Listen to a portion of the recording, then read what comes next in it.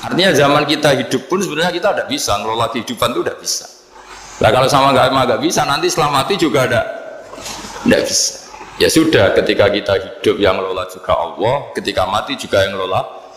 Bedanya apa? Nah, ini di sini terus kita dilatih inna sholati wa nusuki wa mahyaya wa mamati lillahi rabbil alamin.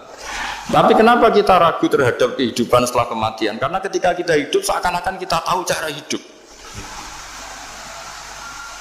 Makanya Allah itu tersinggung betul ketika ada orang merasa bisa ngelola cara hidupnya. Makanya kata Allah, kalau gojlok orang-orang yang kepedean itu, kalau kamu top, mbok jangan mati. Itu falaula in kuntum ghairu madinin tarji'unaha in kuntum shadiqin. Kalau kamu merasa top itu jangan mati. Di mana-mana mati itu tidak top. Falaula idza balaghatil khulqum wa antum khina idin tanzur. Mbok ketika nyawa kamu sudah sampai kerongkongan, kamu tarik lagi supaya kamu tidak mati. Mati itu tidak top. Katanya kamu top kok. Mati. Jangan mati. Kalau top itu jangan mati, jangan miskin, jangan tua, jangan jadi jelek. Pokoknya top terus gitu. Itu digocol sama Allah. Tapi orang itu lupa bahwa nah ketika sehat begini kita seakan-akan ngelola kehidupan. Nah gara-gara merasa ngelola seakan-akan kalau mati lalu saya gimana ya kalau mati. Nah cara berpikir masyarakat gini, kalau kampung ini mau dibalik sama Allah, mau ada adab, logikanya yang tahu akan ada adab itu pasti sudah pergi. Padahal Nabi Yunus pergi ini bukan karena takut adab, mangkel. Nabi Yunus itu minggat tadi abaqo itu. Abaqo itu kalau dalam bahasa Arab pergi gak pamit ya. Kalau orang Jawa bilang minggat.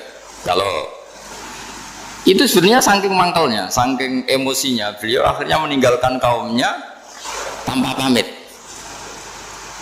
Tapi kaumnya itu menjadi tahu bahwa ini serius Yunus. Buktinya dia agak berani di kampung, berarti mau ada adab betul itu. Dan efek positif dari teori itu, teori kultur tadi.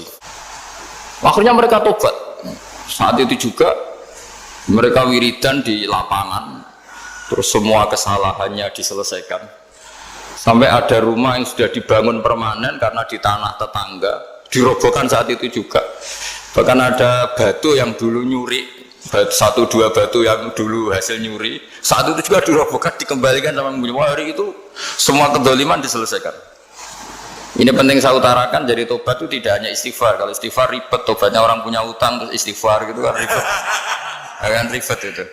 Ada punya utang terus minta maaf itu kan ribet itu. Harus diselesaikan itu.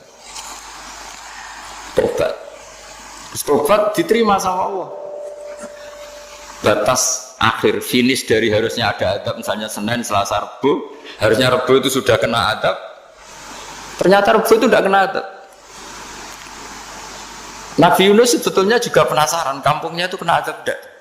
Dilihat dari jauh ternyata tidak. Tambah kecewa dia. Gitu. Wah ini saya kalau pulang pasti dibunuh karena saya jaga pembohong. Di masyarakat situ ada aturan siapa yang bohong dibunuh. Padahal Nabi Yunus ngumumkan nanti Rebu ada adab. Kira-kira gitu. Ternyata Rebu itu tidak ada adab, makanya dia sudah di batas kampung kembali minggat lagi karena nanti pulang pasti dibunuh karena dia ada kebohong. Ya akhirnya masyhur itu, terus dia ikut nelayan sekenanya, yang penting lari dari kampung, ikut nelayan sekenanya. Zaman itu, ini saya ulang lagi zaman itu. Nanti ini efeknya nanti ke tauhid. Zaman itu para nelayan tuh kayak sepakat. Kalau ada kapal atau perahu kok mau tenggelam, itu pasti ada yang minggat. Hanya minggat itu pergi tidak terhormat itu. Terus fasahama fakana minal mudkhadin. Nah dulu tuh orang sudah punya peradaban. Ini cerita kultur, sudah punya peradaban. Punya peradaban. Ya sekarang gini, kalau nyemplungkan salah satu kan tidak adil diundi. Ternyata yang keluar dia Nabi Yunus. Terus mereka tahu ini orang nggak pantas dikorbankan karena Nabi di mana-mana itu ganteng. Memang Allah itu punya sunat unik. Nabi itu harus paling ganteng di kampungnya, nasabnya juga harus paling baik, kabar-kabarnya juga istrinya harus paling cantik. Itu memang aturannya gitu. Nggak tahu saya. Dulu saya juga janggal. Kenapa Nabi aturannya harus gitu? Tak angen-angen di pemimpin elek ya isin itu maksudnya. Kalau pemimpin dia masak keriting itu kan piye gitu rasanya itu. Jadi Nabi itu pasti itu paling ganteng di kampungnya, terus dari nasab ya terbaik, terus rata-rata istrinya itu ya selain Solihah itu ya paling ganteng. Karena ya dibully kan, sawar tidak jadi Nabi, bujone elek kan ya ribet kalau misalnya ada yang bully gitu kan juga ribet. Singkat cerita terus dia akhirnya ditenggelamkan, dibuang karena beliau seorang nabi. Faltaqamahul khut, beliau ditelan ya. Iltiqam itu tidak digigit, ditelan ya. Karena ditelan beliau tidak mengalami dikunyah, ditelan. Iltiqam itu ditelan. Karena beliau seorang nabi, di dalam batnil khut itu di perut itu dia wiridan, dan barokahnya wiridan itu perut ikan ini menjadi masjid. Dia nyaman di situ, nyaman karena terus ngalami karomah lah. Andekan wali itu ngalamin karomah. Nah, kesimpulan dari cerita ini itu apa? Masyarakat itu akan selalu dengan kulturnya sendiri. Para nabi juga punya kultur sendiri.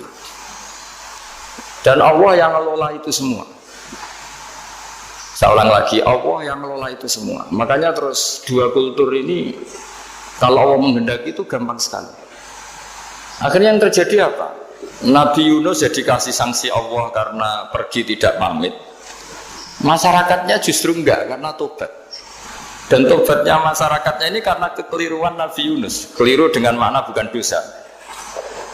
Andai kan Nabi Yunus saat itu kok di rumah ingin menyaksikan adab, itu masyarakat mesti gak percaya kan ada adab. Mau ada adab kok dia di rumah gitu. Jadi unik, Allah cara ngelola masyarakat itu unik. Nah, dari keunikan-keunikan cara Allah ini kemudian lahirlah ilmu yang bernama ilmu tauhid, ilmu tawakal, ilmu pasrah nang pangeran gitu. Karena kemarin pas Pak Yusuf sama Bu Sulis sowan saya itu tak beri cerita agama itu milik Allah. Jika teori yang dikatakan manusia itu ya teori saja, tetap semua itu di tangan Allah. Ya saya saat itu cerita, misalnya saya ditanya, ini besi, materi besi dengan kaca itu kuat mana? Mesti kita menjawab kuat besi. Tapi saya yang mengendalikan besi dan kaca. Ternyata saya punya merencanakan menghancurkan besi, menetapkan kaca ini tak simpan, akhirnya puluhan tahun. Yang ini saya rencanakan saya hancurkan gitu. Andai kan si yang menjawab tadi tahu rencana saya, mesti kuat bilang kuat kaca. Gitu. Makanya contoh paling gampang tadi, dinosaurus itu hewan paling kuat malah musnah. Pitik yang nggak kuat sampai sekarang. Karena Allah bikin dinosaurus itu punya rencana dihancurkan ya. Sementara ayam enggak, gue rame-rame dunia gitu. Sehingga ya sudah. Nah, agama itu seperti itu. Agama itu sesuai rencana Tuhan. Sehingga ini cerita Nabi. Sehingga Nabi itu kadang nggak tahu bedanya antara sesuatu yang punya data, punya perangkat-perangkat untuk menuju A misalnya, itu nggak tahu bedanya. Jadi kalau Nabi ditanya misalnya gini, onta itu lahir dari betinanya, dari indukannya bisa, ya bisa. Lahir dari batu, jawabnya ya bisa. Kalau dia seorang Nabi pasti jawab bisa. Jadi kalau Nabi ditanya, mata air itu keluar dari bumi kedalaman 7 meter, bisa. Keluar dari sini, dari meja, jawabannya ya bisa. Karena Nabi itu saking dekatnya Allah, tahu betul bahwa perangkat di dunia ini tidak bisa mendikte Allah. Semua itu kehendak Allah. Logika yang terbangun Nabi itu sebenarnya gampang ya. Kalau kita teliti itu hanya gampang, itu sesuatu yang benar itu pasti bisa dijelaskan secara gampang.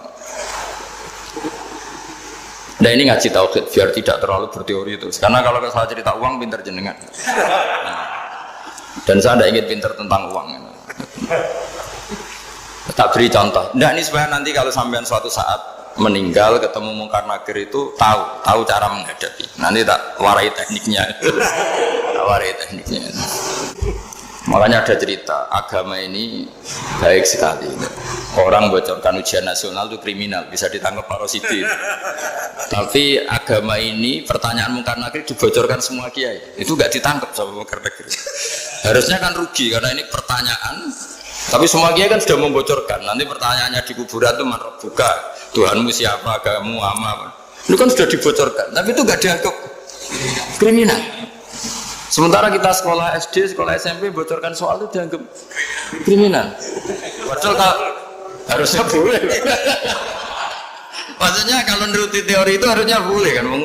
Mau pertanyaan mungkar nakir saja dibocorkan kan? Ada dasarnya kan? Ya tapi kan tidak ada itu. Harusnya boleh. Tapi kan terjadi gak ujian kalau dibocorkan itu. Artinya agama ini begitu baik. Pertanyaan yang taruhannya surga neraka saja dibocorkan. Kurang apanya baiknya agama ini? Pertanyaan sepenting itu dibocorkan. Dan kiai-kiai gak ditangkap sama mungkar nakir ya udah itu aja. Saya ulang lagi ya supaya kita ingat fitrah salimah. Soal Anda modern monggo lah, tapi saya sebagai kiai akan ngajari kalian tentang fitrah salimah. Jadi kalau kamu itu benar-benar beragama, ini misalnya kertas, ini lempengan baja. Kalau kamu beragama kalau ditanya kuat mana, ya terserah jenengan. Karena bisa saja kertas ini aku punya niat tak simpan di arsip nasional. Baja ini tak niatkan, tak luluhkan, tak hancurkan. Sehingga kalau kita ngomong ya secara materi harus ditambah ya, secara materi kuat gajah ya Allah. Tapi secara substansi jenengan ya terserah jenengan monggo. Nah, di sini yang mulai orang lupa itu karena selalu menjawab pasti kuat gajah. Kata pasti ini yang akhirnya orang menghilangkan teori beragama. Berdasar logika aja. Berdasar logika. Nah akhirnya para nabi, para wali itu ditanya. Saya punya kitab karangannya Abdul Hamid, orang alim. Kitab itu dulu saya ngaji lama sekali, sampai sekarang saya pelajarin. Manusia itu dijebak hukum adat, padahal adat itu ya tidak terlibat. Misalnya kalau ada telur jadi ayam normal itu. Ya tadi indukan unta melahirkan unta normal itu, indukan sapi melahirkan sapi normal. Tapi kalau para nabi itu bilang ya agak normal. Nggak normal artinya tetap ada kekuatan Tuhan. Indukan unta tahu apa tentang unta? Dia punya kekuatan apa? Bisa melahirkan unta, bisa menciptakan unta di perutnya, bisa ada jantungnya, ada paru-parunya, ada ususnya. Dia bisa apa? Di situ ada tangan Tuhan. Gitu. Karena para nabi cara berpikir gitu melihat tembok ya sama. Tembok sama indukan unta itu sama, sama-sama mungkin mengeluarkan unta. Sehingga ketika Nabi Soleh ditanya, bukti apa kekuasaan Tuhanmu? Apa bisa mengeluarkan unta dari batu besar ini? Jawabannya Nabi Soleh ya bisa, langsung saja bisa. Dan mukjizatnya Nabi Soleh masyhur itu keluarlah unta dari batu. Karena secara teori ya tadi, coba unta indukan itu apa seorang profesor, apa seorang ilmuwan sehingga bisa menciptakan anaknya itu. Apa dia terlibat dalam menciptakan jantungnya, paru-parunya, ususnya? Kan enggak juga. Telur bisa apa coba? Gobloknya bukan main telur itu kan.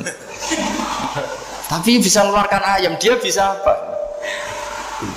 Nah, para nabi, para wali itu tahu semuanya itu kekuasaannya Allah. Nah, kalau karena kekuasaan Allah bedanya apa dengan tembok? Makanya Nabi Muhammad ketika di padang pasir, semua sahabat bingung, nggak ada air, ya Nabi santai aja. Ini gimana Nabi nggak ada air, nanti orang mati kehausan. Nabi ya santai aja. Kamu ingin air katanya? Iya. Nabi nunjuk apa itu ya sudah terus ada air. Ada yang keluar dari jemarinya, ada karena Nabi itu nggak tahu bedanya antara ini mungkin dan tidak mungkin tuh nggak tahunya itu ya semuanya itu Allah. Kalau kamu kan nggak, wah daerah gini nggak mungkin ada air. Ini kan padang pasir. Air itu biasanya di daerah hutan gini malah berteori macam-macam. Seakan-akan tidak ada Tuhan. Jadi kalau orang nggak bakat wali pasti berpikirnya gitu. Makanya nggak wali-wali itu memang nggak bakat karena itu kan artinya menafikan kekuasaannya Allah kan. Seakan-akan Allah tidak mampu bikin air di situ. Tapi kalau Nabi santai aja. Makanya Nabi Ibrahim ketika mau dibakar ya santai aja. Menurut beliau api bisa apa? Jadi itu meskipun hukum adat dia selalu berjalan ya. Normalnya api yang membakar di padang pasir, normalnya ya nggak ada air, normalnya batu ya nggak mengeluarkan unta. Tapi kamu jangan terjebak oleh keseharian yang Anda lihat. Tetap di balik itu ada kekuasaannya Allah Subhanahu wa Ta'ala.